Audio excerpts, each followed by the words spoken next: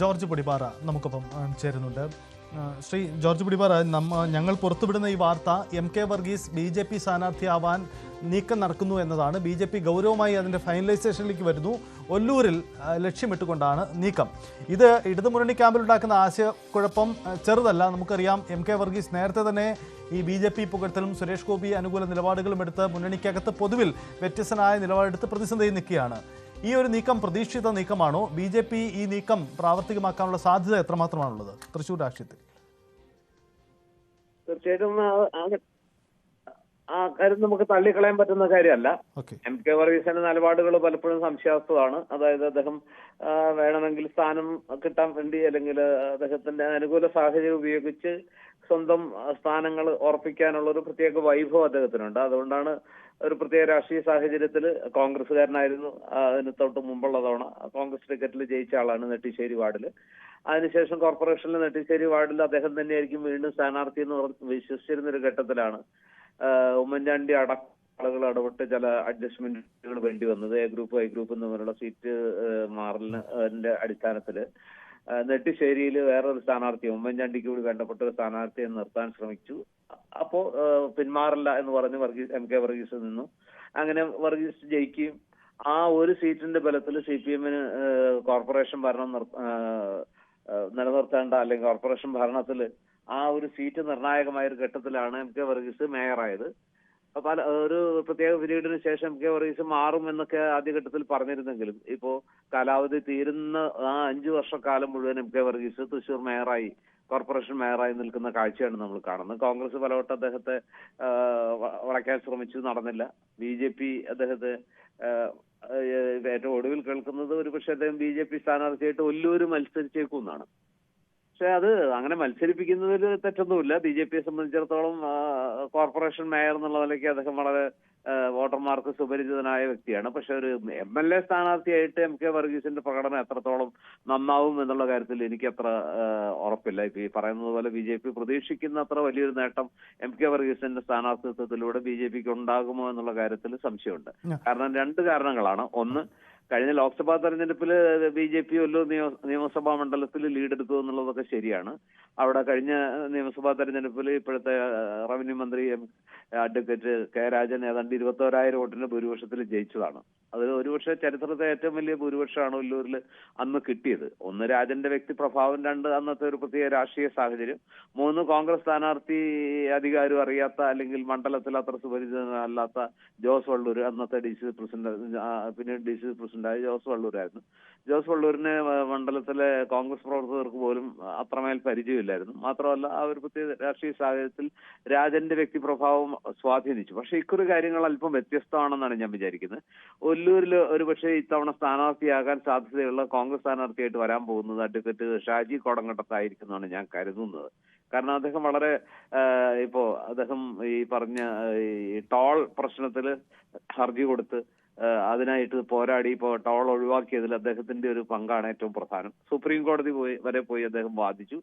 അങ്ങനെ ആ ടോൾ പിരിവ് വീണ്ടും സുപ്രീം കോടതി പോലും ടോൾ പിരിക്കാൻ പാടില്ല എന്നുള്ളത്. അപ്പൊ സത്യം പറഞ്ഞാൽ അഡ്വക്കേറ്റ് ഷാജി കോടങ്കണ്ടത്തിന്റെ ആ ഒരു എന്താ പറയാ ആ ഒരു ഗ്രാഫ് വല്ലാതെ ഉയർന്നു നിൽക്കുന്ന, അദ്ദേഹം വളരെ മണ്ഡലത്തിലുടനീളം ഈ കേരളത്തിലുടനീളം അദ്ദേഹം പ്രശസ്തനായ ഒരു ഘട്ടമാണിത്. അതായത് പറഞ്ഞ ടോൾ വിഷയത്തിലെ അദ്ദേഹത്തിന്റെ നിയമ പോരാട്ടം കേരളം മുഴുവൻ ശ്രദ്ധിച്ചു. അതിൽ മാത്രമല്ല വേറെ പല കാര്യങ്ങളിലും ഷാജി നിയമ പോരാട്ടം നടത്തി ശ്രദ്ധേയനായി. ഒരു കാര്യം, ഈ MK വർഗീസിന്റെ ഒല്ലൂരെ സാധ്യതയ്ക്കപ്പുറം BJP നടത്തുന്ന ഈ രാഷ്ട്രീയ നീക്കത്തിന് കേരളത്തിലുണ്ടാക്കുന്ന ചലനം വലിയ രീതിയിൽ ഉണ്ടാകുമല്ലോ. ഒന്ന്, CPM-CPI ബന്ധത്തിൽ വലിയൊരു പ്രതിസന്ധി ഉണ്ടാക്കാൻ ആ നീക്കം ഇടവച്ചേക്കാം എന്ന് മാത്രമല്ല, ക്രൈസ്തവ ബെൽറ്റിലേക്ക് ഒരു ക്രൈസ്തവ മുഖത്തെ പരിചയപ്പെടുത്തുന്നു. അത് MK വർഗീസിനെ പോലെ മേയറായിരുന്ന ഒരു വ്യക്തി എന്ന് പറയുമ്പോൾ അത് അവിടുത്തെ വിജയസാധ്യതയ്ക്കപ്പുറം അതുണ്ടാക്കുന്ന ആശയക്കുഴപ്പവും ആ രാഷ്ട്രീയം മുൻനിർത്തി സംസ്ഥാനത്ത് BJP ലക്ഷ്യമിടുന്ന നീക്കവും അങ്ങനെ കൂടി കാണേണ്ടതില്ലേ? അത് ഒരു സമർത്ഥമായ രാഷ്ട്രീയ നീക്കമാണ്. MK വർഗീസിനെ പോലെ കോർപ്പറേഷൻ മേയറായിട്ട് CPM പിന്തുണയുടെ 5 വർഷക്കാലം മേയറായിരുന്ന ഒരാൾ അടുത്ത നിയമസഭാ തെരഞ്ഞെടുപ്പിൽ തൊട്ടടുത്ത ഈ കോർപ്പറേഷന്റെ ചില ഭാഗങ്ങൾ കൂടി ഉൾപ്പെട്ടതാണ് ഒല്ലൂർ നിയമസഭാ മണ്ഡലം. അപ്പൊ അവിടെ സ്ഥാനാർത്ഥിയായി വരുമ്പോൾ തീർച്ചയായിട്ടും BJPയെ സംബന്ധിച്ചിടത്തോളം അത് നല്ല രാഷ്ട്രീയ നീക്കമാണ്. CPM-ന് അതിന് മറുപടി പറയാൻ ബുദ്ധിമുട്ടാണ്. 5 വർഷക്കാലം അവർ മേയറാക്കി വെച്ച വ്യക്തി അടുത്ത തെരഞ്ഞെടുപ്പിൽ BJP-യുടെ സ്ഥാനാർത്ഥിയാവുന്നു. മാത്രമല്ല, ഒല്ലൂർ എന്ന് പറയുന്ന ഒരു ന്യൂനപക്ഷ സ്വാധീനമുള്ള മണ്ഡലമാണ്. പ്രത്യേകിച്ച് കത്തോലിക്ക സഭയ്ക്ക് വലിയ വേരോട്ടമുള്ള ഒരു മണ്ഡലമാണ്. അപ്പൊ സ്വാഭാവികമായിട്ടും MK വർഗീസിനെ പോലെ ഒരാൾ സ്ഥാനാർത്ഥിയാകുമ്പോൾ ന്യൂനപക്ഷ വോട്ടുകൾ, പ്രത്യേകിച്ച് ക്രൈസ്തവ വോട്ടുകളിൽ BJP-ക്ക് ഒരു ഇൻറോഡ് ഉണ്ടാകാൻ അത് സഹായിക്കും എന്നുള്ളത് തർക്കമില്ല. മാത്രമല്ല, കേരളത്തിൽ മൊത്തത്തിൽ എടുക്കുമ്പോൾ അതും ഒരു രാഷ്ട്രീയ പ്രാധാന്യമുള്ള MK വർഗീസിന്റെ സ്ഥാനാർത്ഥിത്വത്തിലൂടെ ഒല്ലൂര് ഒരു ശ്രദ്ധേയമായ മണ്ഡലമായി മാറുകയും ചെയ്യും. പക്ഷെ ഞാൻ പറഞ്ഞു വരുന്നത്, MK വർഗീസ് ഒരു നിയമസഭാ സ്ഥാനാർത്ഥി എന്നുള്ള നിലയിൽ ഒല്ലൂർ പോലുള്ളൊരു മണ്ഡലത്തിൽ അത്രമേൽ വിജയപ്രതീക്ഷ ഉണ്ടാകുമോ എന്നുള്ള കാര്യത്തിൽ എനിക്ക് സംശയമുണ്ട്. കാരണം നല്ല സ്ഥാനാർത്ഥിയാണ്. അഡ്വക്കേറ്റ് രാജൻ തന്നെ വീണ്ടും മത്സരിക്കുകയാണെങ്കിൽ അദ്ദേഹം ഒരു വിന്നബിൾ കാൻഡിഡേറ്റ് ആണ്.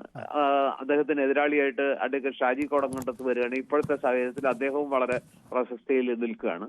ആ കൂട്ടത്തിൽ മേയർ സ്ഥാനാർത്ഥിയായ MK വർഗീസ് BJP-യുടെ സ്ഥാനാർത്ഥിയായി വന്നാൽ കേരളം മുഴുവൻ ശ്രദ്ധിക്കുന്ന ഒരു വലിയ പോരാട്ടമായിട്ട് ഒല്ലൂരത്തെ പോരാട്ടം മാറും എന്നേ പറയാൻ പറ്റൂ. ശരി, വളരെ നന്ദി ജോർജ് പൊടിപ്പാറ. എന്തായാലും ഈ വിഷയത്തിൽ വലിയ രാഷ്ട്രീയമുണ്ട്. ശ്രീജിത്ത്, ഒരു കാര്യം കൂടി, യഥാർത്ഥത്തിൽ ഇതിൽ BJP അവരുടെ വിജയ സാധ്യതയ്ക്കപ്പുറം ഈ രാഷ്ട്രീയം മുൻനിർത്തി നടത്തുന്ന നീക്കമാണ്. എനിക്ക് തോന്നുന്നു BJP തുടക്കം മുതൽ MK വർഗീസിനെ കൈകാര്യം ചെയ്യുന്നത് വളരെ സമർത്ഥമായിട്ടാണ് തോന്നുന്നു. ഒന്ന്, MK വർഗീസിനെ ഇടതുപാളയത്തിൽ നിർത്തിക്കൊണ്ട് BJP അനുഭാവം പ്രകടിപ്പിക്കുന്ന രീതിയിൽ ആ രാഷ്ട്രീയം മുന്നോട്ട് കൊണ്ടുപോകുന്നു. എന്നാൽ MK വർഗീസ് ഞങ്ങൾക്കൊപ്പമാണ്, അദ്ദേഹത്തിൻ്റെ രാഷ്ട്രീയം നിലപാടുകൾ എന്ന് തോന്നൽ പുറത്തേക്ക് കൊണ്ടുവരികയും ചെയ്യുന്നു. ഇങ്ങനെ ഒരു വലിയ ആശയക്കുഴപ്പമുണ്ട്. അതായത് തൃശ്ശൂരെ വിജയത്തിന് പിന്നാലെ തൃശ്ശൂരിൽ ഒരു വലിയ ഇൻവെസ്റ്റ്മെൻറ്റ് BJP നടത്തുന്നുണ്ട്. അത് ഇപ്പോഴത്തെ ആ വിജയത്തിൻ്റെ ഒരു തുടർച്ച ലക്ഷ്യമിട്ടുകൊണ്ടുള്ള നീക്കങ്ങളാണ്. അങ്ങനെയെങ്കിൽ അത് പാർലമെൻറ്റ് തെരഞ്ഞെടുപ്പിനപ്പുറം നിയമസഭയിൽ അത് തെളിയിക്കേണ്ടതുണ്ട്. നേരത്തെ നമ്മൾ സൂചിപ്പിച്ച ഒരു കണക്കുണ്ടല്ലോ, ഒല്ലൂരിൽ സുരേഷ് ഗോപി നേടിയ ഭൂരിപക്ഷം, പാർലമെൻറ്റും നിയമസഭയും വ്യത്യസ്തമായ സാഹചര്യമാണ്, വ്യത്യസ്ത കണക്കുകളുമായിരിക്കും. പക്ഷേ സുരേഷ് ഗോപിക്ക് ഉണ്ടാക്കിയ സ്വാധീനം നിയമസഭയിലും പ്രകടമാക്കാൻ, അങ്ങനെയെങ്കിൽ ഈ ഒല്ലൂരിനു സമാനമായ കൂടുതൽ രാഷ്ട്രീയ നീക്കങ്ങൾ ഈ തൃശ്ശൂർ ലോക്സഭാ മണ്ഡലത്തിൻ്റെ ഭാഗമായ ഇടങ്ങളിൽ BJP നടത്താൻ ലക്ഷ്യമിടുന്നുണ്ടോ? എന്തായിരിക്കും അതിൻ്റെ സാധ്യതകൾ?